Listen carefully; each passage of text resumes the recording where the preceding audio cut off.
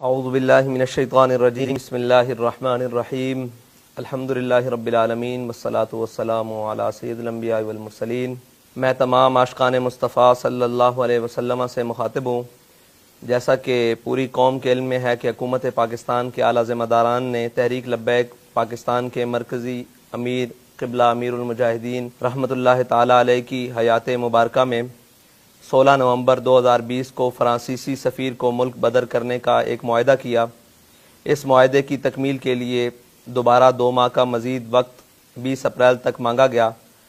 جس کا باقاعدہ اعلان وزیر اعظم پاکستان نے پوری قوم کے سامنے میڈیا پر کیا۔ یہ معاہدہ خالصتاً حضور صلی اللہ علیہ وسلم کی عزت و ناموس کے لیے ہے۔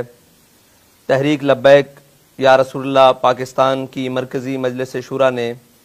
اتفاق رائے سے فیصلہ کیا ہے کہ 20 اپریل بروز منگل تک اگر حکومت پاکستان نے اس معاہدے پر عمل درآمد نہ کیا تو رات 12:01 پر قبلہ امیر المجاہدین کے مزار اقدس سے ناموس رسالت صلی اللہ علیہ وسلم مارچ کا آغاز کیا جائے گا۔ لہٰذا اہلیان پاکستان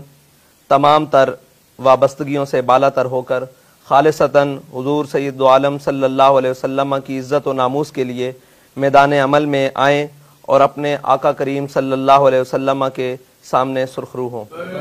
لبیک لبیک رسول اللہ، لبیک لبیک لبیک یا رسول اللہ، زندہ آباد زندہ آباد